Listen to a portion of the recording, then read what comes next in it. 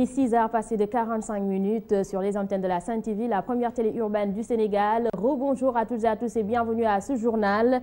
Drame au poste Thiaroye, un immeuble de 2 étages s'est effondré. Bilan, 2 blessés et au moins 3 autres personnes dont le propriétaire sont encore sous les décombres. Cet accident repose encore le débat sur de l'absence de sécurité dans les constructions au Sénégal. C'est un reportage de Nanko Bakayoko.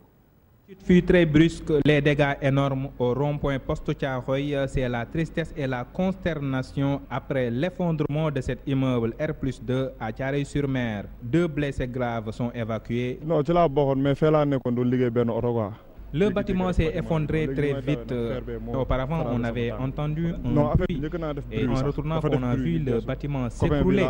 Tout ce que je sais, c'est qu'il y a des personnes sous les décombres parce qu'il y a beaucoup de personnes qui travaillaient aux alentours. On est arrivé même à joindre l'un d'eux. Moi qui ai survécu, je rends grâce à Dieu. Pour l'heure, il est difficile d'estimer le nombre exact de victimes, mais selon Gorgui Touré, un des premiers sur les lieux, au moins 3 sont sous les gravats, dont la femme du propriétaire. Il y avait des magasins au rez-de-chaussée. Il y a certains qui sont sous les décombres. Ce qui est sûr, c'est que j'en connais 3 et ils sont en vie. Alertés, les sapeurs-pompiers qui se sont rendus très vite sur les lieux ont déployé un important dispositif de secours. C'est ainsi qu'une brèche est ouverte dans la maison d'à côté, ce qui a permis de retrouver une dame sous les décombres où elle a reçu les premiers soins. Tout simplement parce que le bâtiment a 3 ans. Bon, mal fait là. Mais auparavant, il a fallu l'intervention des forces de l'ordre pour évacuer la zone afin de permettre aux secouristes de mieux faire le travail. Merci à Nanko Bakayoko et parlons politique. Après son départ du PDS, Souleymane Ndéné Ndiaye reste insensible aux attaques et critiques de ses ex-désormais frères libéraux, démissionnaires du PDS et candidat déclaré à la prochaine présidentielle en 2017. Souleymane Ndéné Ndiaye indique qu'il ne répondra pas à ses détracteurs. Il explique qu'il a préféré quitter la formation politique de Maître Wade plutôt que d'accepter une quelconque dévolution monarchique. Il est ici avec notre reporter. Que j'ai choisi de quitter Maître Abdoulaye Wade. En fait, je ne quitte pas Maître Abdoulaye Wade, je quitte le PDS. J'avais à choisir entre ne pas accepter le choix du PDS, y rester, m'aplatir, me laisser piétiner, courber les chines ou partir la tête haute. Je suis parti la tête haute. Il n'était pas question pour moi d'accepter toute forme de dévolution monarchique. Ils ont la liberté de me critiquer, de m'invectiver, de dire ce qu'ils veulent contre moi. Le fait est que, eh bien, je suis parti. J'ai pris toutes mes responsabilités, comme ils avaient pris la leur, au moment où il fallait choisir. Donc, ils ne m'ont pas choisi. Je n'étais pas candidat parce que je savais que c'était une mascarade. Et donc, bon, je ne leur répondrai pas. Je ne leur répondrai jamais. Quitte de son ambition politique, Souleymane Ndéné Ndiaye réitère son ambition d'être élu en 2017. Par ailleurs, l'ancien Premier ministre rejette toute idée de rejoindre les rangs de l'APR car son souhait est de lutter contre la transhumance politique dans notre pays. Il est toujours avec Ndeye Maridia. Je n'irai jamais à l'APR. Je ne serai jamais un transhumant parce que je recommande qu'il soit mis dans le code pénal sénégalais une disposition pour condamner à mort tous les transhumants. Feu sur les transhumants. Moi, je ne serai jamais un transhumant. Jamais. L'avenir politique, mon avenir politique dépend de Dieu et de ce que les Sénégalaises et les Sénégalais voudront bien qu'il soit. Inch'Allah au Rabbi, je serai candidat. Inch'Allah au Rabbi. Abdoulaye Baldé est un ami, un frère. Pape Diop est un ami, un frère. Idriss Seck est un ami, un frère. Donc, il n'est pas exclu qu'ensemble, que nous puissions aller à cette élection-là. C'est pas exclu, c'est pas à exclure. Voilà, plusieurs hommes politiques ont rejoint le camp présidentiel ces derniers temps. Parmi eux, Sitor Ndour, Bekay Diop, un phénomène appelé transhumance. Mais l'administrateur général de l'APR, Pape Mayel Diop, estime qu'on ne peut pas parler de transhumance politique au Sénégal car l'on ne peut faire une distinction radicale entre les régimes socialistes, les régimes libéraux et autres. Abdou Aziz Sow s'est entretenu avec lui. Le jeu favori de certains hommes politiques, abandonner les prairies bleues au profit de celles beige marron, un phénomène constaté ces temps-ci, même si l'administrateur général de l'APR estime qu'on ne peut pas parler de transhumance politique au Sénégal. Depuis les crises connues au niveau mondial, les frontières des idéologies politiques se sont écrasées. Aujourd'hui, on ne peut plus faire une distinction radicale entre les régimes socialistes, les régimes libéraux et d'autres régimes. L'APR est une alliance qui ne ferme ses portes à aucun homme politique. Selon Pape Mayel, l'essentiel c'est de se réunir autour du PSE et défendre ce programme. C'est une alliance qui, depuis sa création, regroupe des socialistes, des libéraux, des trotskistes. Nous sommes restés cohérents, n'est-ce pas, à notre vision de rassembler tous les Sénégalais mus par des valeurs républicaines autour d'un projet qui est essentiel, qui est le plan Sénégal émergent. Même si ce phénomène contribue à massifier un parti, il peut également l'affaiblir. Il est tout à fait normal qu'on soit obligé de faire face à des turbulences d'ordre émotionnel, à des problèmes relationnels. Un phénomène mondial, parle Pape Mayel, selon qui les hommes changent, mais aussi les idées d'un moment à un autre. Voilà, vous l'aurez certainement compris, Abdoulaziz Sow s'est entretenu ici avec Pape Mayel Thiam, administrateur de l'APR. Le parti Visa Vision Alternative pour le Sénégal exige la poursuite de la traque des biens supposés mal acquis. En outre, il dénonce les ralliements tout azimut notés sur la scène politique. Le Visa, qui était en tournée nationale hier à Hambourg en prélude à son premier congrès prévu à Thiès le 11 avril prochain, a également saisi l'occasion pour inviter les enseignants à revoir leur position. Correspondance à Hambourg, Pabdi.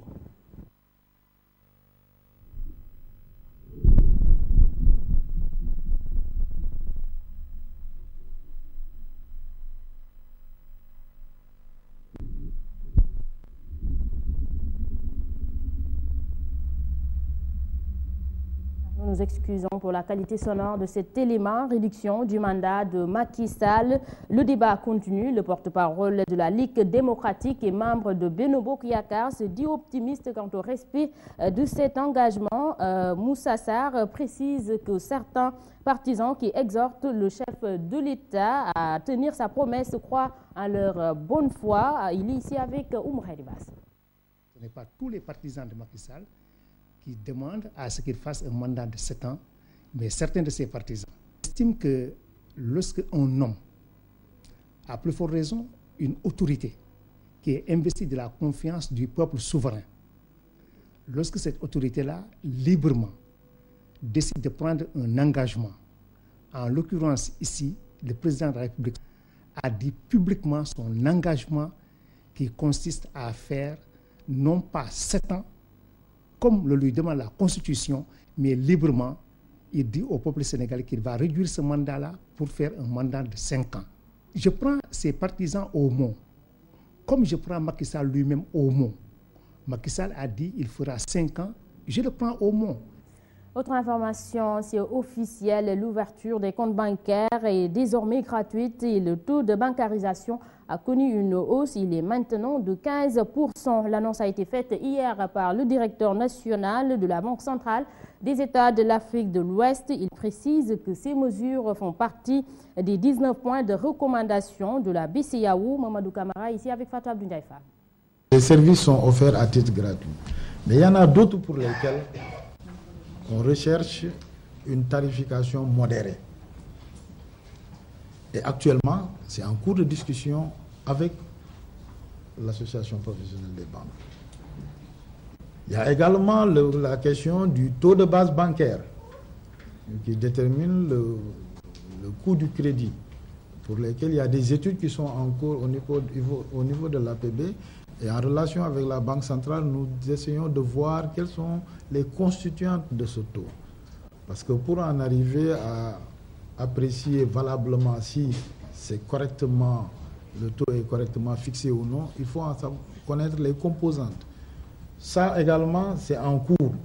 Et ça peut conduire à faire baisser les taux de base. Et lorsque les taux de base auront baissé, les taux d'intérêt débités sur les crédits vont baisser. Donc, voilà, il y a au moins ces deux qui sont en cours de discussion avec les APB. Et il y a d'autres points. Le 10 avril prochain, une campagne de vaccination contre la poliomyélite sera lancée au Sénégal. Cette première de l'année 2015 qui va durer 2 jours, cible à environ 3 millions d'enfants de 0 à 5 ans. Le défi majeur reste la sensibilisation des parents.